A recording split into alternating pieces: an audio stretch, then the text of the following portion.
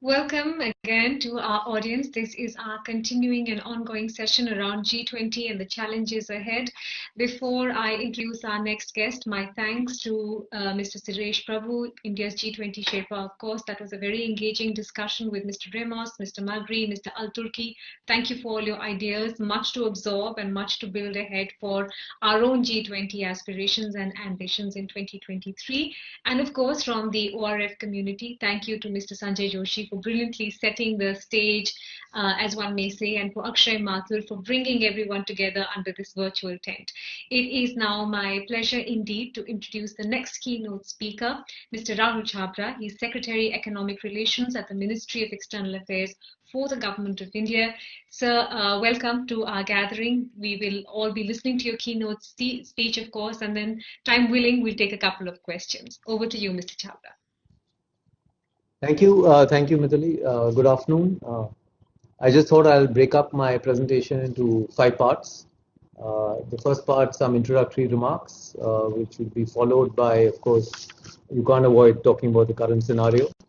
We get into the role of G20 in this context. The fourth penultimate part, I'll talk about if the G20 is to continue to be relevant, some points and pointers to the future, and then I'll give you some concluding remarks. So I begin. I've been really privileged. I was part of the Indian delegation. I was able to attend the first inaugural G20 in Washington, D.C., followed by the third G20 in Pittsburgh. So I've attended 2 of them. In fact, I'll start with the Pittsburgh Summit in 2009, wherein really with swift and decisive actions, the G20 managed to avoid an outright depression during the financial crisis during those years. Since then, as you're all aware, the G20 has played a pivotal role in coordinating global responses to crises of different forms, putting forward reforms to lift economic growth, supporting development, and enhancing global resilience. So the G20 is really developed into a sort of a platform to reduce the mistrust between the advanced economies and emerging markets for the benefit of all. So it really shows how leaders of the world's major economies can work together to lift growth in mutually supportive ways. That's important, to be mutually supportive of each other and look at reforming the global financial system to help prevent future crises also. So it enables all countries to sort of align their domestic policies to the decisions taken by the grouping across ministerial level meetings and summits. So from the Pittsburgh summit, I just quickly jump over. I'll cover 2 more summits which were sort of significant. The Seoul summit, wherein the development consensus for shared growth was sort of conceptualized, wherein the leaders agreed to develop guidelines for addressing large current account imbalances. And then in 2014 came the Brisbane summit, where the centerpiece was the delivery of country-specific growth strategies so that the G20 leaders were able to set a goal to lift G20's GDP by at least 2 percentage points by 2018. We come to the current scenario, the second part of my presentation.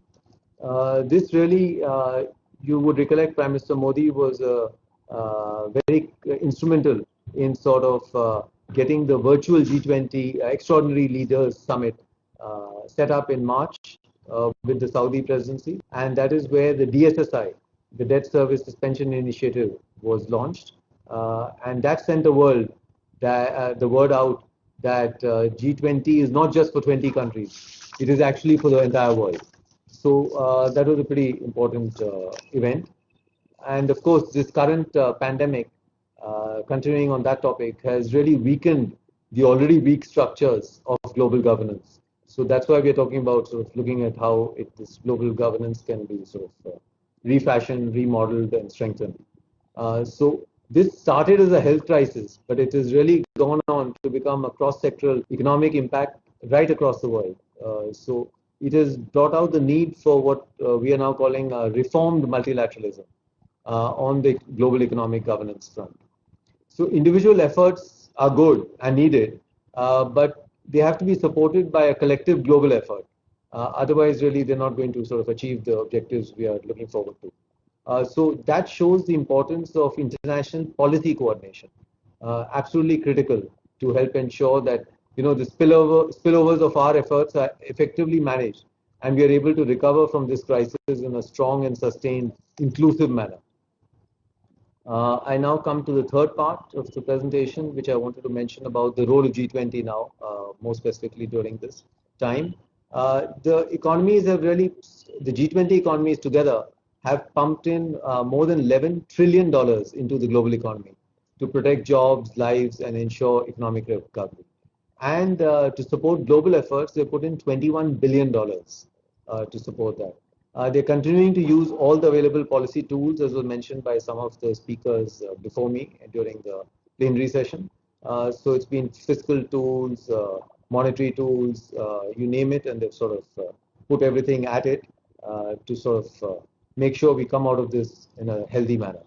But downside risks are still remaining. So the sluggish global trade and investment, negative spillover of macroeconomic policies also is there, further increasing the vulnerability of this global world economy and the recovery. This is where I want to bring out that the emerging markets and developing economies, they've really been the leading engines of global growth since this century, over the last 2 decades. But now they've been facing increasingly complicated and challenging external environment, which has been further exacerbated by this pandemic and caused really negative impacts on their efforts and their endeavor to eradicate poverty and move towards the SDGs. So that's a huge challenge that's being faced. So this insufficient, and then on top of that is the insufficient voice and representation of developing countries in international economic governance. That has weakened the ability of the international community to actually effectively address the key global challenges. So therefore, also on top of all this, the multilateral trade regime has sort of not been able to live up to this current challenge, and the multilateral rules-based trading system is really facing a serious challenge, particularly now with a spate of unilateral measures, countermeasures, and then a deadlock in key areas like the impasse in the dispute settlement mechanism, so which is really a key foundation of the WTO. So the global regulation of trade is really an area where global rules do provide value, significant welfare for hundreds of millions of people all over the world. So the G20 leaders have always been stressing upon an open world economy, and this is the time to sort of come together to ensure that that happens. Going on to the penultimate part, the future, if the G20s continue to be relevant, what it needs to do really. Take up issues that are important to the global south. For example, tax rules that allow developing country governments to capture their fair share of revenues. They are, of course, feeling aggrieved that they're not able to do so. It also needs to sort of redouble its efforts towards what I referred to earlier, reformed multilateralism, and what we are also now increasingly referring to as people-centric globalization. So support the multilateral trading system to foster an open world economy. The third part that G20 needs to really focus on is how to reinforce macroeconomic policy coordination. So within themselves, to be able to deliver on the commitments that are being made and to send out extremely strong signals to the global economy. So we will be working with the current incoming Italian, which has just come in now, considering Saudi had their summit a few weeks back. So the Italian, the Indonesian, and then leading up to the Indian presidentship in 2023. Then another point I thought was that the G20 needs to sort of strive to increase the voice and representation of the emerging and developing economies. As I mentioned, they don't have a voice which is sort of commensurate to now their newfound weight in the global system. So particularly through reforms of the international financial architecture, that really needs a remodeling to make it more legitimate, representative, and effective. So we all need to sort of come together and to shape the trade agenda, which is putting development at its center. So India has been constructively engaged in these discussions on the WTO's future, including WTO reforms under the Riyadh initiative. But we must remember that the WTO is actually a member-led organization. So G20 should not be seen to be intrusive in that sense and driving the agenda of this multilateral trading system. So as concluding remarks, just to say that the world economy is at a very critical juncture. We are all aware of it. That can be as the understatement of the year. But how we respond to this current situation is really going to shape our future. While we are optimistic that the global economic will recover sort of slowly maybe, there is a positive growth trajectory. But what we need to sort of look out for is these forces of anti-globalization, protectionism, which is really spreading all over the world. And it has now cast shadows and increased uncertainties. So the world seems to have, appeared a little uncoordinated and rudderless at that time. G20 has stepped forward, provided a lot of leadership in this situation. I mentioned the DSSI, that extraordinary summit. They've taken other measures, coordinated their actions. So in this changing world, India is taking its responsibility very seriously as the voice of the developing nations in this forum and as an engine of global growth and soon of also global innovation. So we are prepared to take on a leadership role in the search. We will lead the search for employment, growth solutions to fight against global climate change and in creating an architecture for effective global governance in this 21st century. Thank you so much.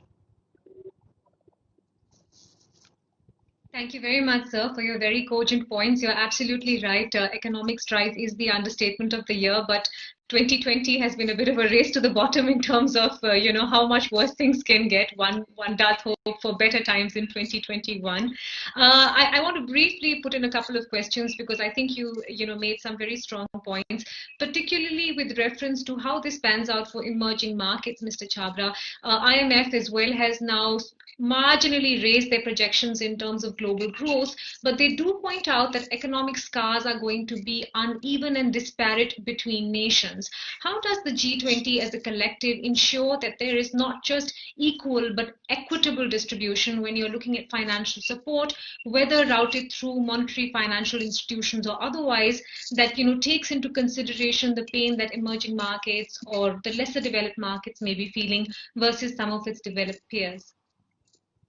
Very good question because, as you know, the world is really not short of resources. Resources are there, they are available. I mean, let's go back to the famous quotation from Gandhiji, who said there is really enough for everybody's need, but maybe not enough for everybody's greed. So in that sense, resources are available with the G20, with the rest of the world also. It's just a matter of political will. So if the leaders have decided and are agreed that this is what needs to be done, and the developing world, the less fortunate amongst us, who are going to be left with these scars, we need to help them heal very quickly, which, by the way, is not only good for those people, it's also good for us. That's what the pandemic has now taught us, really.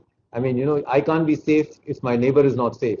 So there was a time, so these sort of these global threats in the true sense of the word, it hadn't really sunk in yet, even climate change. People hadn't really realized that, but now the pandemic has really brought it all down and made it crystal clear that. So in that sense, really, it's the lack of political will until now, and I hope that political will now come out, and we will be able to tackle the situation. There is another trajectory that partnerships will have to take, Mr. Chhabra, which is that the seminal shift this year is the focus on health. We've seen that climate change is real, and we've also seen the impact a pandemic can have, both in terms of access to healthcare as also actually being able to address the problem sufficiently because you have enough health infrastructure. Do you think that's going to be, sort of a leading light for the members of the G20 in the years ahead? And what facets of partnership do you think could be taken on in terms of this health initiative, where we want our citizenry to be vaccinated, we want them to be safe? No, definitely. This is going to be an example that will stand out, and we've already sort of seen many other countries are helping out. The very nature in which the vaccine has been developed. We talked about where it was developed by a scientist out of Turkey, a German company brought out in the US. Funding from crowdsourcing, global funding, foundations funding, so it's all a global effort that has brought this out. So I think it's only strengthened the resolve to sort of look at every issue, that these are now not standalone in silos that they can be seen as. So this is going to be a good forward movement in that sense, and partnerships will be required, as is required between countries now at a global level. These partnerships will need to be formed. There's a question that's coming from the audience, if I may present it to you, sir. The question comes from Kanishk Vich, who asked that since nationalist policies and approach to politics and economics has increased in the G20 nations, how would they impact the world trade order in general? Basically, how do we take on this rising air and sense of nationalism or protectionism in a multilateral treaty such as the G20?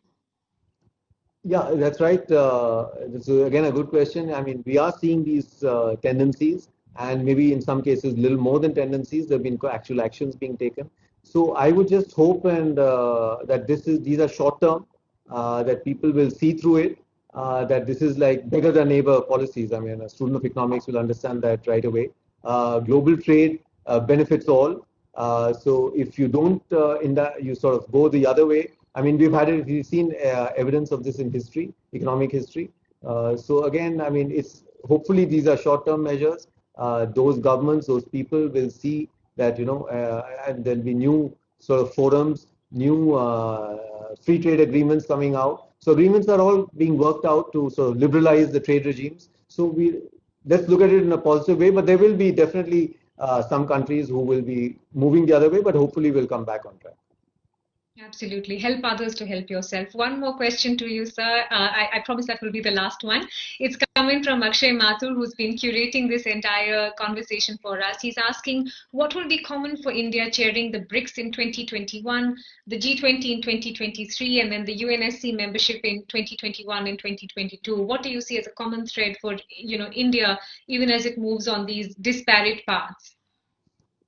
The most important part was, as I mentioned, reformed multilateralism. So while these are all multilateral organizations, they seem to have a sort of tendency and overbearing of certain countries historically. So India will be working to try and redress that in terms of reform multilateralism. That's one big pillar. And the second pillar will be people-centric globalization. So globalization, actually, as of now, it seems that the richer countries have got richer, the bigger corporates have done better, but people seem to have been left out of it. So that's why sort of the protest movements in some of the countries against that, and the feeling of neglect and being left out. So we would be focusing more on that sort of people-centric nature of globalization and bring out those facets and features of it. So it will be reform multilateralism with people-centric globalization.